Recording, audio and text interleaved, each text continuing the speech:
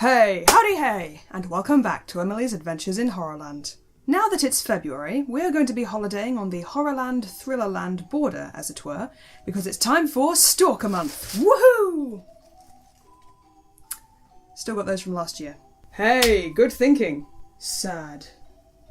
Okay, so Bernard's kind of explained to me why I had to have this talisman installed. Basically, by splitting myself apart, I make it harder for the whatever it is to, yeah, eloquently put. Are we talking about lilac? What? Well, that's what I've been calling it. Isn't it cute? You don't have to pretend to agree with us. I know what a nice person you are. You probably don't like fictional characters which typify black and white extremes of anything. Hey, that ties into this film! It certainly does, Cape Fear. I covered the 1962 version last year, and the film was decidedly black and white, both literally and figuratively. Sam Bowden is the good, decent and sensible hero, and Cady is the outright villain. But by 1991 we wanted more complex characters and gritty realism, which is sort of what we got with this film, and it still has the original's terrifying distinction of a stalker who is fully cognizant of all the loopholes in the law. Now then, stalking is defined... No, I'm good, thanks. Thank you. Stalking is defined as virtually any unwanted contact between two people that, directly or indirectly, communicates a threat or places the victim in fear. Yeah, I remembered it. But in practice, this virtually thing can be a problem. Many practices of stalkers, such as calling on the phone, sending gifts, etc., are completely legal. In England, the specific offence of stalking wasn't even created until 2012. And before then you had harassment, which meant you could take out a restraining order with 5 years in prison for breaching it, but many stalkers are not deterred by this. And since 63% of my viewers are apparently from the United States, let's talk about you guys. You did a little better, making your first anti-stalking law in California in 1990, and in all other states by 1993. But you've also had several cases of stalkers murdering their victims, most of them in California. That's not ideal. Back in the 60s, Max Cady would have found it much easier to exploit legal shortcomings. So why remake it in the 90s? Could Robert De Niro possibly give a better performance than Robert Mitchum? Well, let's take a good long look.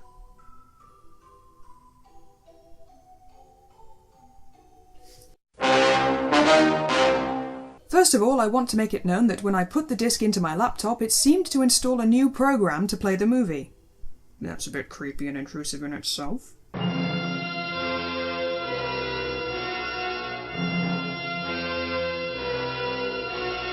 Right away, the opening score strives for psycho levels of mildly threatening. My reminiscence. I always thought... Oh, hello, opening narration. Lovely river. The name was mystifying. Cape Fear.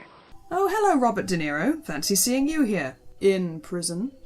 I like that he works out until the very moment he's collected for release. And he walks straight into my mouth. Oh! The teenage girl we met earlier is Danielle, played by Juliette Lewis, and she goes to help her mother out with her homework. The mother even lampshades this fact. Benjamin, they switched babies on me at the hospital, didn't they? Huh? Oh, that dog is going to die, isn't it? You know, Benjamin was the name of my first teddy bear.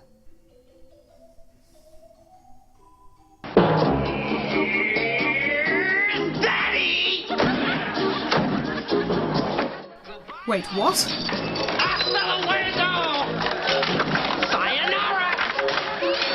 Okay, Mr. Director, Martin Scorsese. What even is this? Our antagonist, Max Cady, continues to enjoy the movie, laughing and smoking to such an extent that I'm surprised the projectionist doesn't leap down to personally kick his ass. That's our Sam Bowden, by the way, played by Nick Nolte, who has had a few problems with the law himself. This version of Sam is presented as more human, more prone to vice, questionable activity, and emotional outburst. More of an arsehole, basically.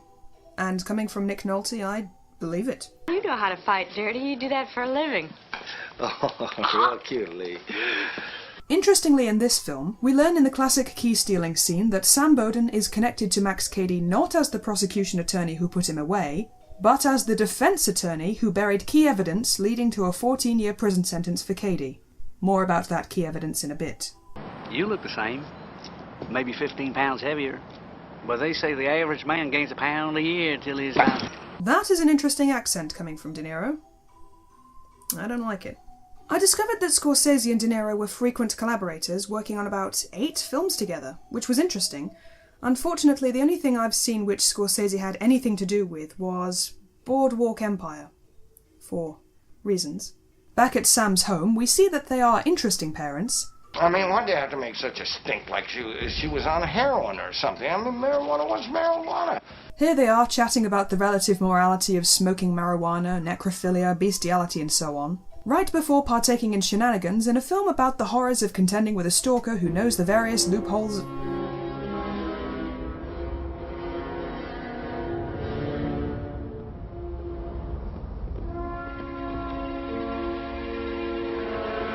Is she about to turn into an alien or something? What's going on here? Oh, she didn't just wake up to put on Lippy, she had to see Cady sitting on the garden wall. Okay then. As I was saying, not only are the parents morally dubious characters, both of them, but they almost seem to get off on the idea of criminal activity. And if you see him again, call the cops and then call me. What about a weapon, you know? In case things get exciting around here. Look, Lee, would you really feel more secure with a loaded gun in the house? Well, we'd probably end up using it on each other. I can see why she married a lawyer now, getting to hear all about his juicy cases, but, well, what's his excuse? Sam discusses with his colleague that Cady has been hanging around, and reveals that when he defended Cady, he did this. I had a report on this victim, and it came back that she was promiscuous. And, I buried it. I mean, I didn't show it to the client, I didn't show it to the prosecution. But, I mean, if you had seen what he did to this girl... You buried the report. I mean, if it was your own daughter, Tom, yeah, I mean... Buried the report. Oh boy, now we're getting into victim blaming. Let's put this off for as long as possible. But just before we do, this is a plot point which was not present in the original. The original was quite clear about who was right and who was wrong. In this, as in Fatal Attraction, we have a flawed hero, one who has made quite a misstep, albeit on moral grounds, and our villain has clearly suffered for his crime. You don't know what suffering is, counselor. I learned from the get-go in the joint to get in touch with the soft, nurturing side of myself, the feminine side. Well, I'm open to some sort of discussion on compensation. Well, what shall be my compensation, sir, for being held down, sodomized by 4 white guys? Or 4 black guys? What is the formula for compensation, sir? Cady wouldn't even have gone to prison if the court had known that his victim had a bunch of fellas. Hardly fair, but there you go. Where does that leave us? Well, at the very least, we nail him for the dog. Now what happens? You let the dog out. The poisoning of the dog happens entirely off-screen, which is good for me because I love doggos so much. And hang on, that's Robert Mitchum. That's Cady from the original. Don't you listen to him, Sam, he can't be trusted. They have Cady strip again, mainly to show off Robert De Niro's vegetable dye tattoos and 3% body fat. Gee. I don't know whether to look at him or read him. After the strip search, Cady is free to go to a bar and chat up Sam's colleague Laurie, who, having been stood up by Sam tonight, is feeling very open-minded. Can I ask you something? What? What did you do? I knew you were going to ask that. I hacked my wife into 52 pieces. I was afraid you were going to say that. Well, I'm a very small person, so you know me. Well, maybe I can hack you into 40 pieces. So it looks like none of these lawyers have a problem with fetishizing criminal activity. That bodes well. Laurie goes home with Cady, and oh dear, this is going to get dark. What he did to me hurt a lot worse than this.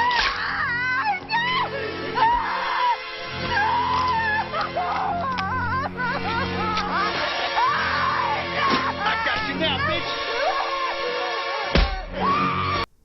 Okay, I know this is Stalker Month.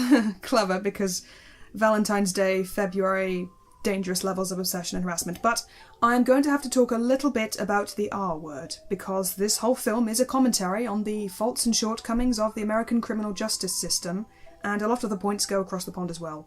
But anyway. Now, in Cape Fear 1962, Cady's rape victim had no connection to Sam Bowden, but she was, like Laurie, implied to be someone with many sexual partners. In Laurie's case, her reasons for not wanting to testify the rape charges are heavily influenced by the fact that she is a lawyer and knows how the system works. What little I know about rape and the criminal justice system comes from sitting in on criminal law lectures and from my own independent research.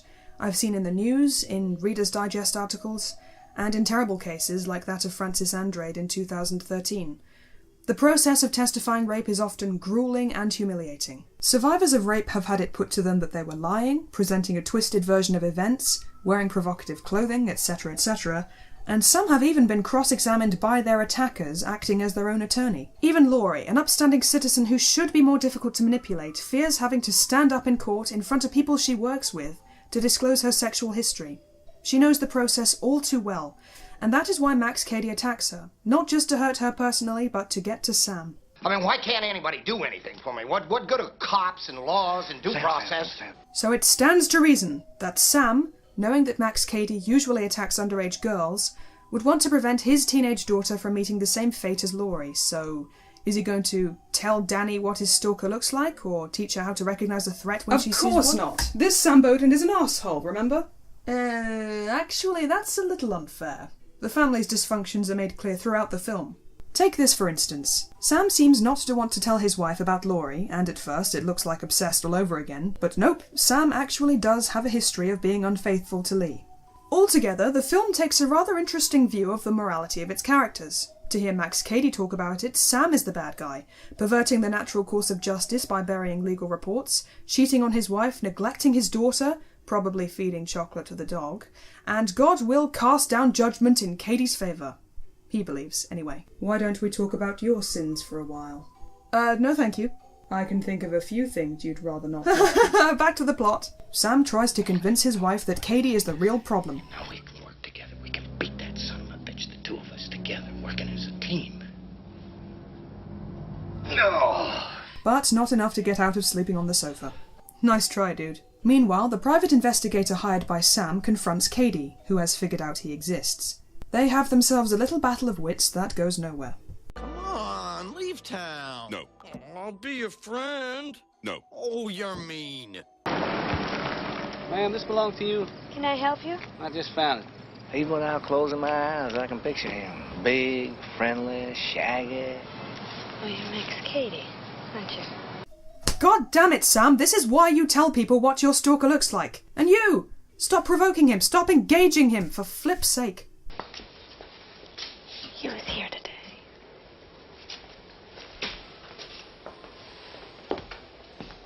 What we have here is a failure to communicate. Cady poses as Danny's new teacher and calls her on the phone for a casual friendly chat because teachers could do that back in the day.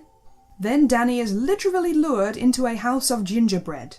Scorsese really puts the B in subtle, doesn't he? Now this is actually one of my favourite scenes in the movie, mainly because it is so uncomfortable to watch. The first time I saw it, I actually choked on my ice cream. But it did have honeycomb pieces in it, so...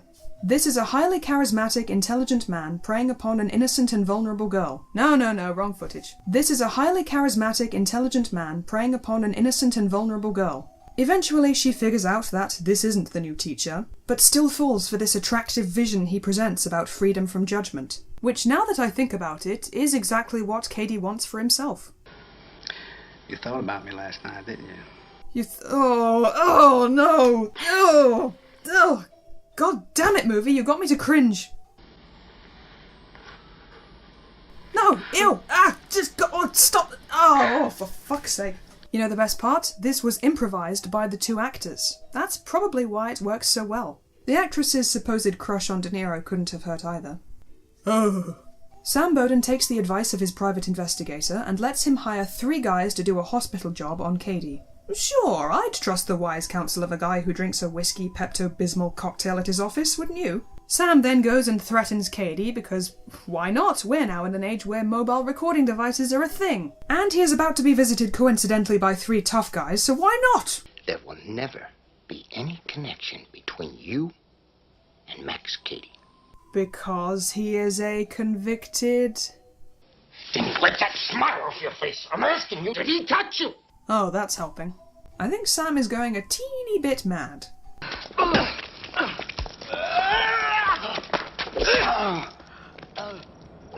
Sam, why are you there? You could be seen! No, don't drop your cigarette butt, you bloody nincompoop! Kicked cans, of course! Counselor! It is finally time to talk about Max Cady. Now, back in 1962, Robert Mitchum played him as haughty, calculating, slippery and slimy. The most physically threatening thing he could do was shove a ping-pong table or fail to make an omelette. De Niro plays the character almost as if he was a supernatural movie monster. Not only is he a wraith who can sneak in and out of houses undetected and see through one-way mirrors and random rubbish skips, or dumpsters as the 63% calls them, but he cuts a formidable figure. I believe he can take on 3 guys with weapons and still not break a sweat. Moreover, he has the absolute conviction that he is the deliverer of ultimate justice. I am like God, and God like me. I am as large as God. He is as small as I. Call it a delusion of grandeur if you want, but Cady is still thinking clearly enough to turn everyone in Sam Bowden's life against him, and it's only going to get worse from here. To put it frankly, Cady is the quintessential resentful/predatory movie stalker. So, you know, good job, De Niro. Good job. I forgive you for little Fockers. Maybe. After beating the 3 guys up, he hires a top criminal lawyer played by Gregory Peck, who was Sam Bowden in the original. I say it, if you don't leave. If you don't leave my family alone. Yep, called it. Sam then tries setting a trap in his house, and at this point I'm half expecting Cady to be squeezing his way down the chimney like Eugene Victor Toombs from the X-Files.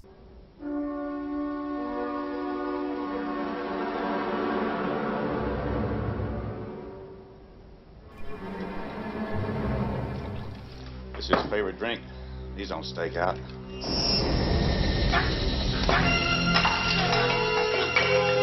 Oh wow. So, is there a director out there who doesn't love the pants off Alfred Hitchcock?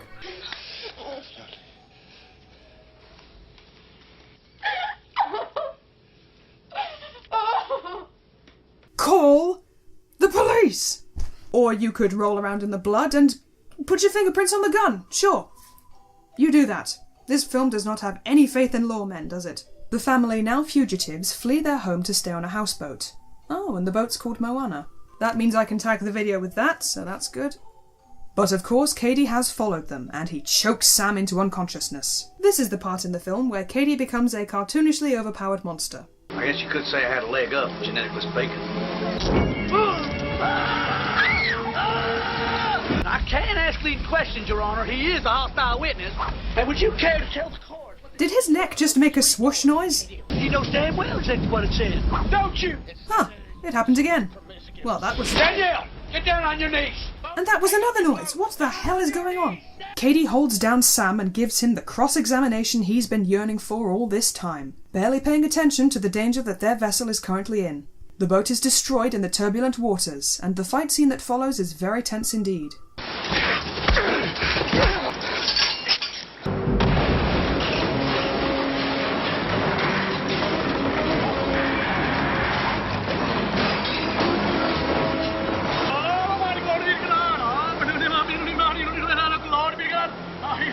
That's not even a language! Shackled to the boat, Cady finally meets his watery end. Wilson! I'm sorry! I'm sorry, Wilson! Well, that was Cape Fear 1991. It's pretty darn good, I think. What, better than the original? You can't say that. The original was in black and white. Obviously better. Okay, Killjoy, let's get this straight. She can totally say whatever she wants. You tell her. No, Braggett, you know what? You can explain why. Really? Oh boy, oh boy, oh boy, let me get my notebook.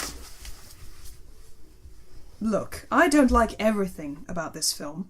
Sam makes some downright stupid decisions that his 62 counterpart never would have, and some of the cinematography is just plain over the top. But where most horror thriller remakes are largely redundant, this one puts a whole new spin on the existing story, making it more of a grey-grey conflict as opposed to a purely black and white one. It has a far more cynical view of the criminal justice system, it gives the family more agency in the plot, and it contains a lot more action, which serves to highlight what a terror this stalker really is. The Bowden family do everything they can, legal or otherwise, to keep Cady away, and in the end, what happens to him? He's not sent back to prison, he is killed by a boat. A boat! God almighty, make it stop. I guess my point is, this film was worth having, at least as much as its predecessor, and for that reason, I give this one 8 jam sandwiches out of 10. I'd give it half that for all the horror tropes that Sam succumbs to. Well, nobody asked you. You're talking to yourself. I'm talking near myself. There's a mahoosive difference. Hey, dude. Champ. Don't let it get you down, okay? We've still got the whole rest of the month to do. Exactly. Yes! Do the outro. Well, as always, thank you very much for watching, and I'll see you next time. Cheerio. Yay!